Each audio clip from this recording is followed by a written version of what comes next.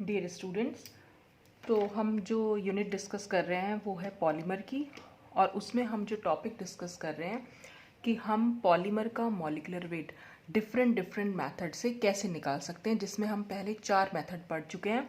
पहले हमने डिस्कस किया था विस्कोसिटी मेथड, उसके बाद light scattering method, gel permeation method, और उसके बाद ऑस्मोटिक प्रेशर मेथड भी यूज़ किया था। और लास्ट मेथड आज हम डिस्कस करने जा रहे हैं, दैट इज़ अल्ट्रा सेंट्रीफ्यूगेशन। अब ये अल्ट्रा सेंट्रीफ्यूगेशन में होता क्या है, यही सब कुछ आज हम इसमें डिस्कस करेंगे। तो this method is also known as sedimentation method. इस मेथड को हम सेडिमेंटेशन मेथड भी बोल देते हैं। क्यों बोल देते हैं वो अभी हम आगे पढ़ेंगे। It is the most modern and widely use method to determine the molecular weight of polymers. तो ये सबसे एक मॉडर्न मेथड है जो पॉलीमर के मॉलिकुलर वेट को डिटरमिन करने के लिए हम यूज़ करते हैं। अब ये सेडिमेंटेशन होता क्या है? Sedimentation is the fall of colloidal particles in a viscous medium under the influence of gravity. तो सेडिमेंटेशन का क्या मतलब हुआ? इसमें क्या होता है, जो कोलॉइडल पार्टिकल्स होंगे यानी जो पॉलीमर के पार्टिकल्स होंगे। मैंने आपको पहले ही बताया था कि पॉलीमर्स हमारे जो होते हैं वो most of the polymers nature में कोलॉइडल होते हैं, तो इसलिए हम पॉलीमर्स के जो पार्टिकल्स हमने लिए हैं उनको हम कोलॉइडल पार्टिकल्स बोल रहे हैं। तो देखिए इसमें क्या है, अगर हमने सपोज एक बीकर में, ये हमारा बीकर है, बीकर में हमने ले लिया पॉलीमर के पार्टिकल्स ले लिए, ठीक है, ये हमारे हो गए पॉलीमर के पार्टिकल, और हमने कोई सॉल्वेंट ले लिया, जिस सॉल्वेंट में हमने ये पॉलीमर के पार्टिकल डाले हुए हैं, तो ये हमारा पॉलीमर का सल्यूशन बन गया।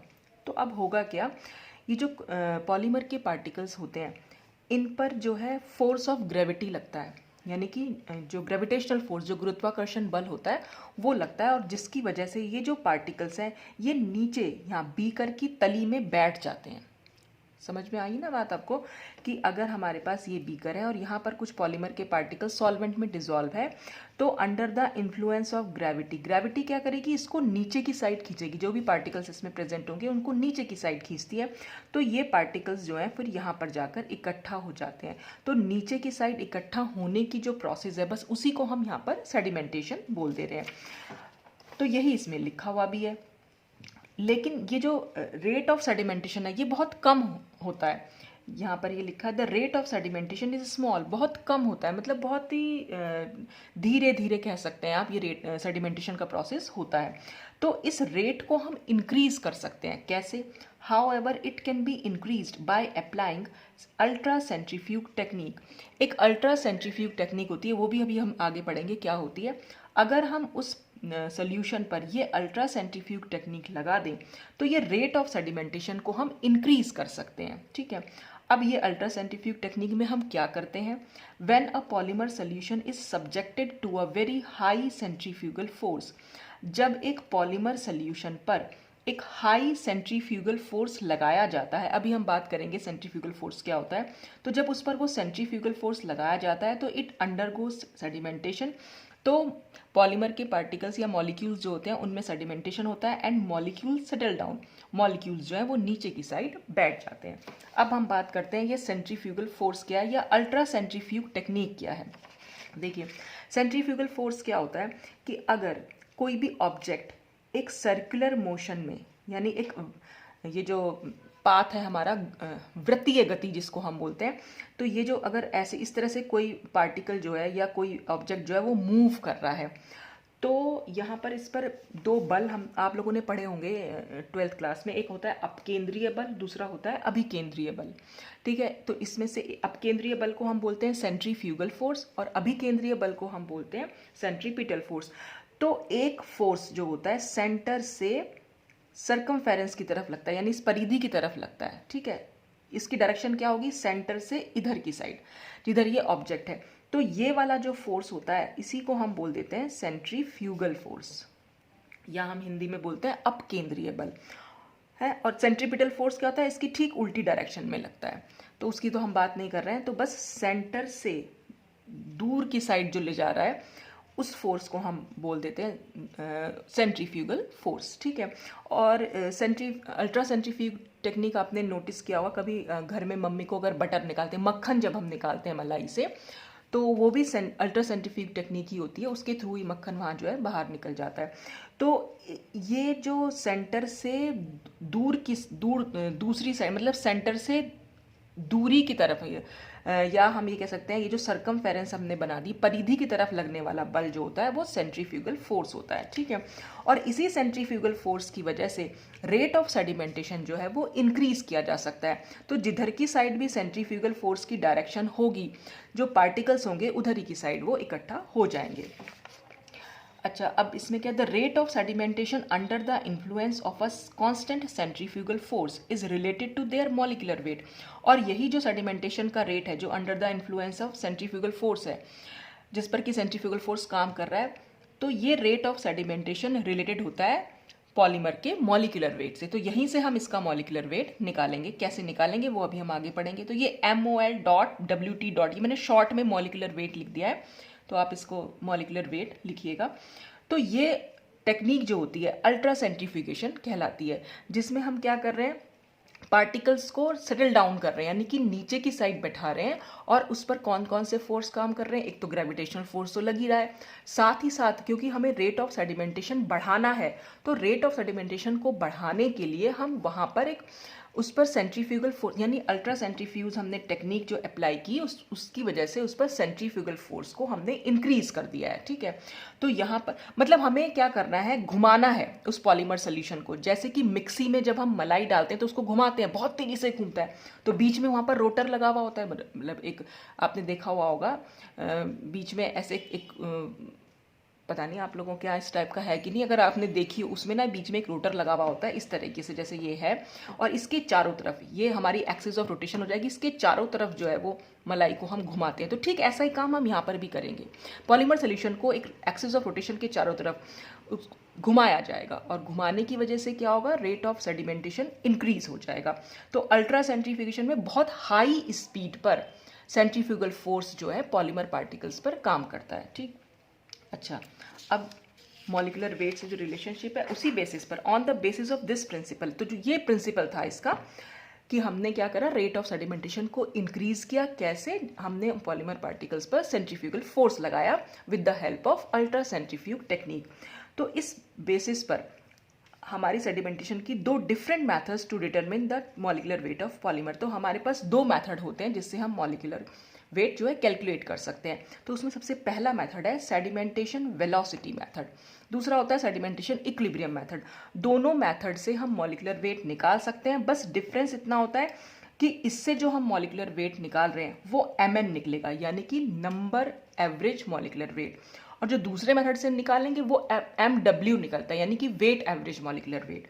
तो सेडिमेंटेशन वेलोसिटी मेथड होता क्या है, it is a quicker method, बहुत तेज चलने वाला मेथड है ये, in which the polymer solution is put in a ultra centrifuge tube. तो एक इसमें अल्ट्रा सेंट्रीफ्यूज ट्यूब होती है, उसमें हम पॉलीमर सोल्यूशन को डाल देते हैं under the influence of a very high gravitational force, और उस पर हाई ग्रेविटेशनल फोर्स तो काम करता ही करता है। तो due to the high centrifugal force, फिर उस पर एक हाई सेंट्रीफ्यूगल फोर्स अप्लाई किया जाता है, जिसके कारण द पॉलीमर मॉलिक्यूल्स स्टार्ट सेडिमेंटिंग।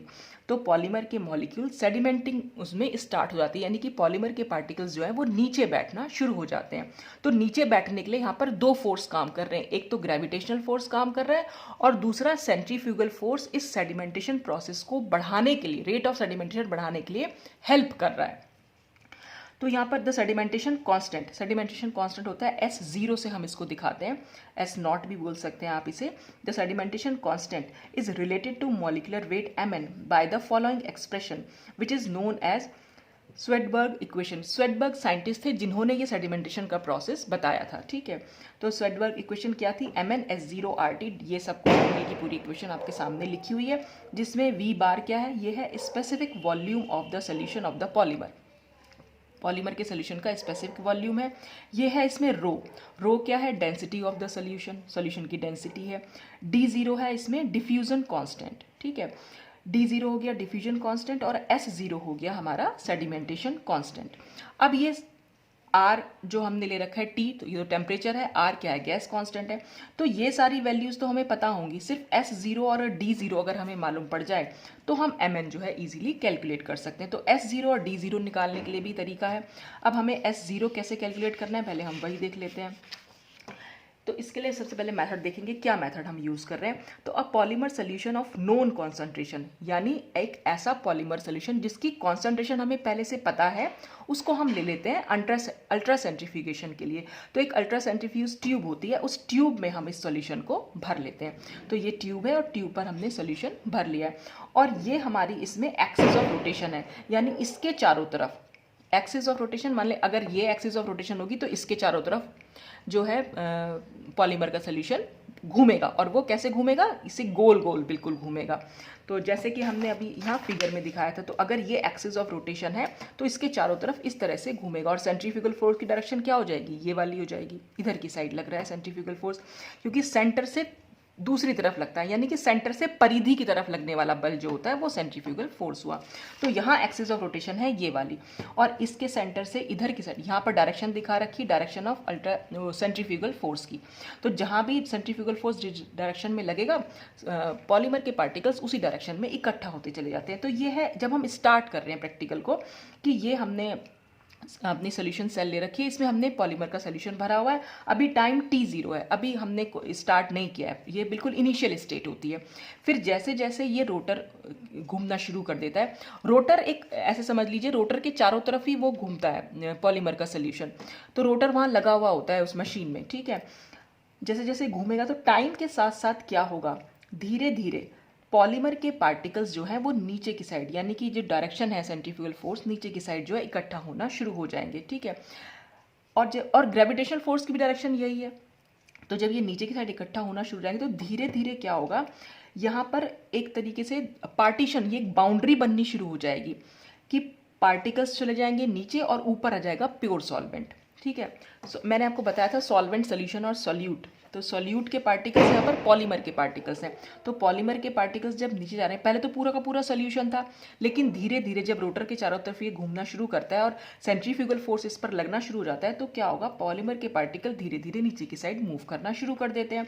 तो क्या होगा, ऊपर की साइड प्योर सॉल्वेंट रह जाएगा और नीचे की साइड ये सोल्यूशन रह जाएगा। तो ये इतना बाउंड्री, एक टाइप से एक बाउंड्री बननी शुरू हो जाती है दोनों चीज़ों के बीच में, ये सोल्यूशन है और ये हमारा प्योर सॉल्वेंट है। फिर थोड़ा सा और टाइम पास होगा, धीरे धीरे टाइम के जैसे जैसे टाइम बढ़ता चला जाएगा, ये वाली बाउंड्री भी जो है नीचे की साइड मूव करती चली जाएगी। क्यों, क्योंकि अब पार्टिकल्स जो है वो नीचे की साइड चलते चले जा रहे हैं। तो अब ये डिस्टेंस जो है, और ये जो R1 R2 R3 लिखा है, ये distance from the axis of rotation, और कहाँ तक ये बाउंड्री बन के आई है, ठीक है। फिर और टाइम बीता तो नीचे की साइड जो है पूरे के पूरे पार्टिकल्स जो है वो इकट्ठा होते चले जाते हैं, पॉलीमर के पार्टिकल्स जो होंगे। और ये डिस्टेंस हम कैलकुलेट निकाल सकते हैं, किस तरह से निकालेंगे वो सब उसकी टेक्निक्स होती हैं। अच्छा, अब इसमें क्या, तो यही यहाँ इस पर लिखा हुआ भी कि एज द सेडिमेंटेशन स्टार्ट, जैसे ही सेडिमेंटेशन स्टार्ट होता है, यानी कि पार्टिकल्स नीचे की तरफ जाना शुरू हो जाते हैं, अब boundary starts forming between solution and solvent, solution और सॉल्वेंट के बीच में से एक बाउंड्री जो है बननी शुरू हो जाती है। क्योंकि सोल्यूशन तो सारे में था, जब पार्टिकल्स नीचे पहुंच गए, उन पार्टिकल्स के नीचे पहुंचने की वजह से ऊपर सिर्फ प्योर सॉल्वेंट बचेगा, क्योंकि सॉल्यूट के पार्टिकल तो नीचे चले जा रहे हैं। तो जब नीचे चले जा रहे हैं तो एक बाउंड्री यहाँ पर क्लियरली बनती चली जा रही है। And the solution moves away with respect of that time from axis of rotation. तो और जो ये सोल्यूशन है धीरे धीरे इधर की साइड खिसकता चला जा रहा है। तो यहाँ से यहाँ तक का डिस्टेंस हम इसको निकाल सकते हैं विद द हेल्प ऑफ फोटोग्राफिकली हम इसको निकाल सकते हैं। वो सब जो इसका इंस्ट्रूमेंट होता है उसमें सब लगा हुआ होता है वो।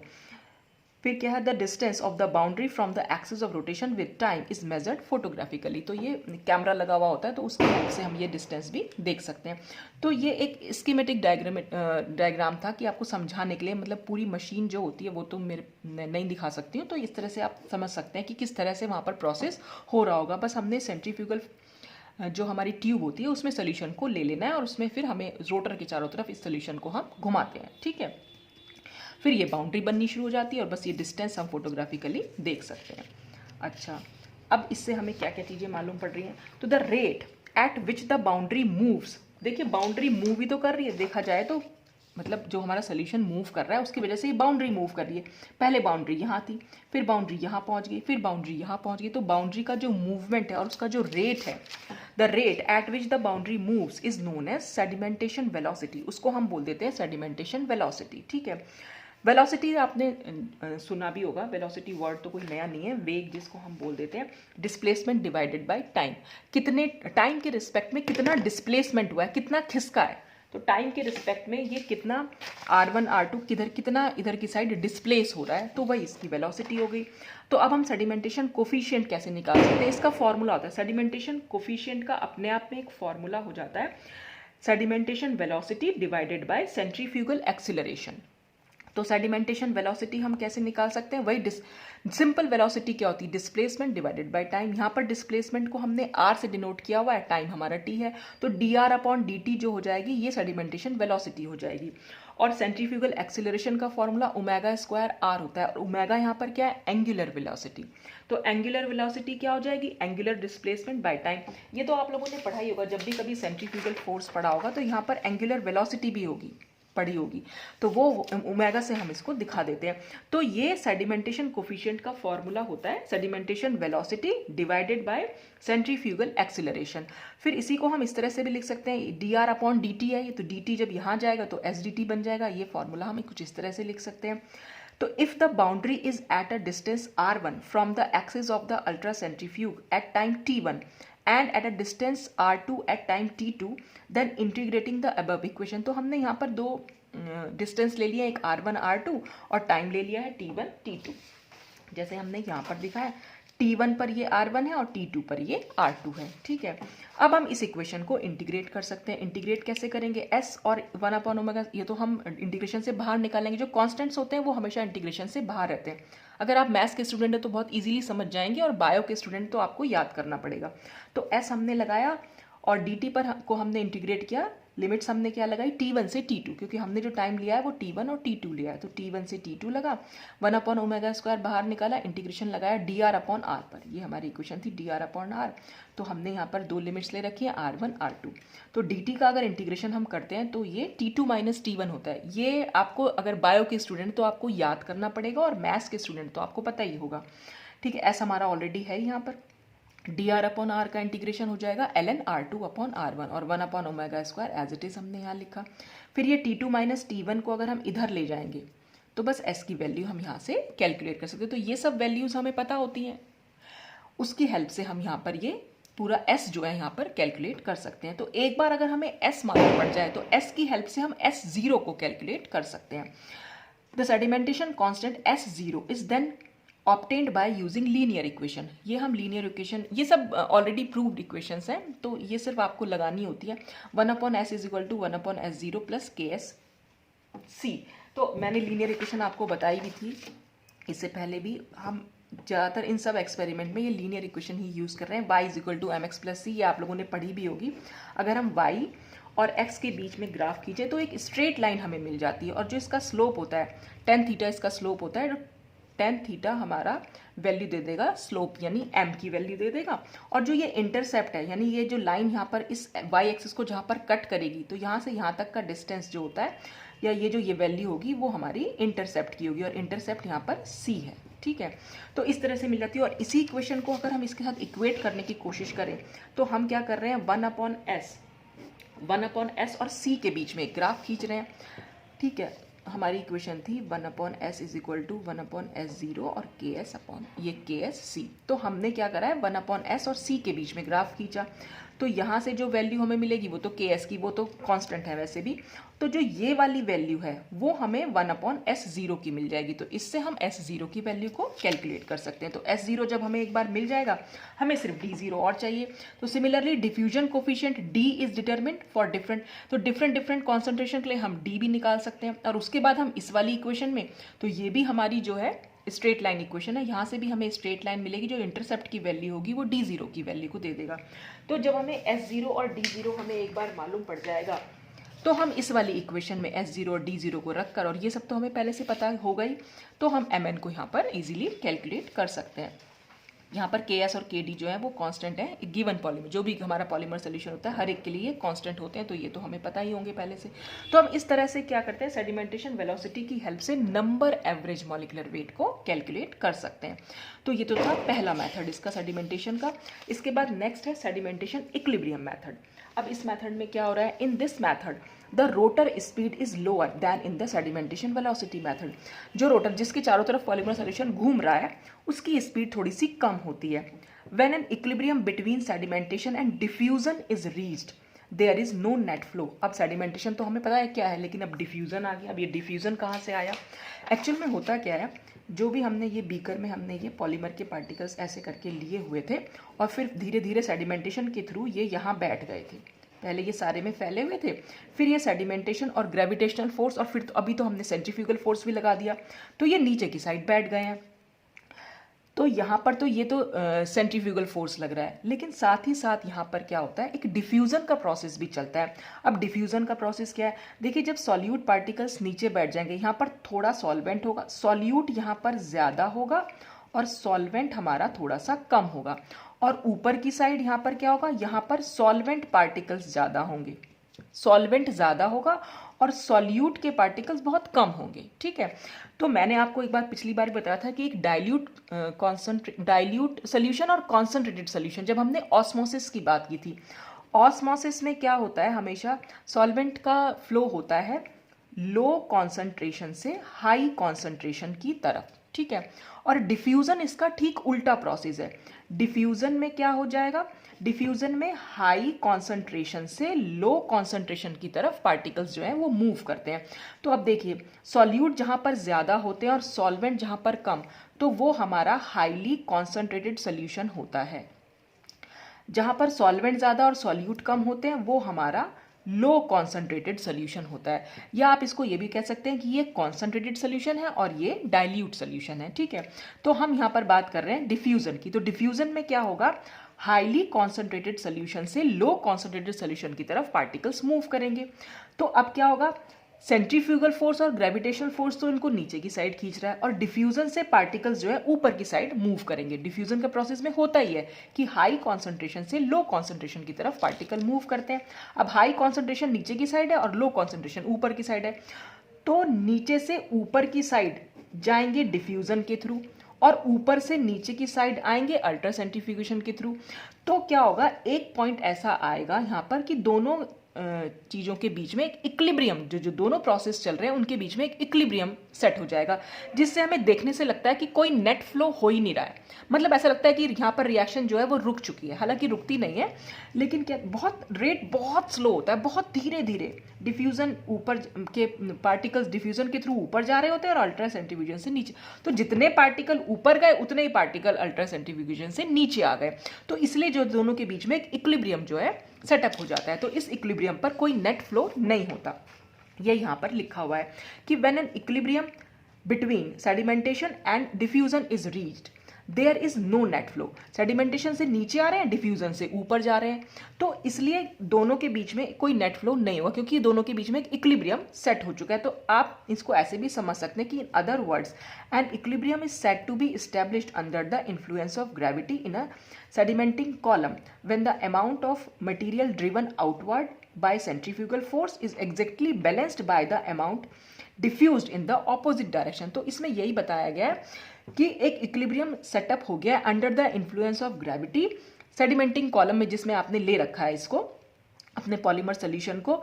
तो क्या होगा, सेंट्रीफ्यूगल फोर्स से जो भी हमारे पॉलीमर के पार्टिकल्स हैं, या अमाउंट ऑफ मटेरियल्स का मतलब पॉलीमर के जो पार्टिकल हैं वो बाहर की, क्योंकि हमने सेंट्रीफ्यूगल फोर्स इस तरह से यहाँ पर दिखा रखा है, ये ऐसे दिखा रखा है ना, तो ये समझ लीजिए ये बाहर की साइड जा रहे हैं, लेकिन डिफ्यूजन की वजह से ये अंदर की साइड जा रहे हैं। तो ये बस यही बताया हुआ ऑपोजिट डायरेक्शन कि by the amount diffuse in the opposite direction. ठीक है, तो ये अगर हमारी सेडिमेंटिंग कॉलम है, इसमें हमने पॉलीमर सोल्यूशन ले रखा है और सेंट्रीफ्यूगल फोर्स अगर इधर की साइड लग रहा है तो जो हमारे पॉलीमर पार्टिकल्स हैं वो नीचे की साइड जाएंगे और इधर की साइड जाएंगे, मतलब, और जो डिफ्यूजन के थ्रू है वो इधर की साइड ले जाएगा उनको। तो एक इक्विलिब्रियम जो है इनके बीच में सेटअप हो जाएगा।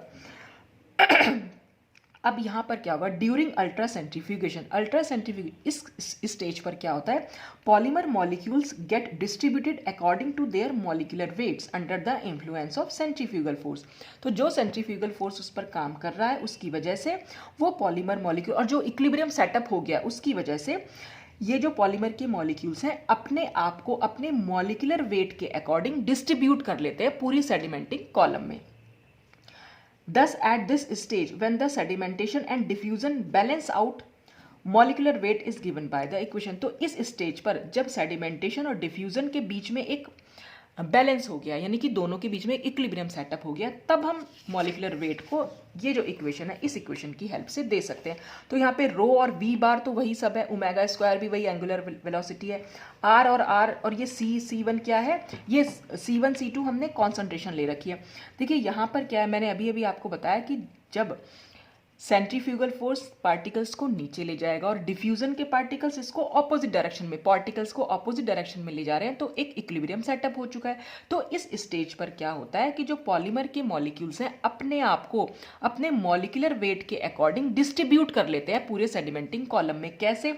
हाईएस्ट मॉलिकुलर वेट स्पीशीज तो नीचे रह जाती है, क्योंकि जितने भी भारी होंगे वो सब नीचे बैठ जाएंगे और जो हल्के होंगे वो ऊपर आ जाएंगे। तो यहाँ पर बिल्कुल हाईएस्ट मॉलिकुलर वेट वाले, यानी कि जो हैवी पार्टिकल्स होंगे वो नीचे रहेंगे, जिनका मॉलिकुलर वेट ज़्यादा होगा वो इधर की साइड रहेंगे, फिर ऊपर के थोड़े से कम मॉलिकुलर वेट वाले रहेंगे, उससे ऊपर थोड़े और कम, और यहाँ पर सबसे कम लोएस्ट मॉलिकुलर वेट स्पीशीज़ यहाँ पर रहेगी और हाईएस्ट मॉलिकुलर वेट स्पीशीज़ यहाँ पर रहेगी। और जो ये दिखा रखी है ये कॉन्सेंट्रेशन है अलग अलग, कि यहाँ पर कॉन्सेंट्रेशन कितनी है तो इसको हमने C3 से लिखा है, यहाँ पर कॉन्सेंट्रेशन कितनी है C2, क्योंकि कॉन्सेंट्रेशन भी अलग अलग होगी। कॉन्सेंट्रेशन बनती कैसे? सॉल्यूट और सॉल्वेंट पार्टिकल से। सॉल्यूट के पार्टिकल अगर कम है, सॉल्वेंट के अगर ज़्यादा है तो कॉन्सेंट्रेशन हम लो बोलेंगे।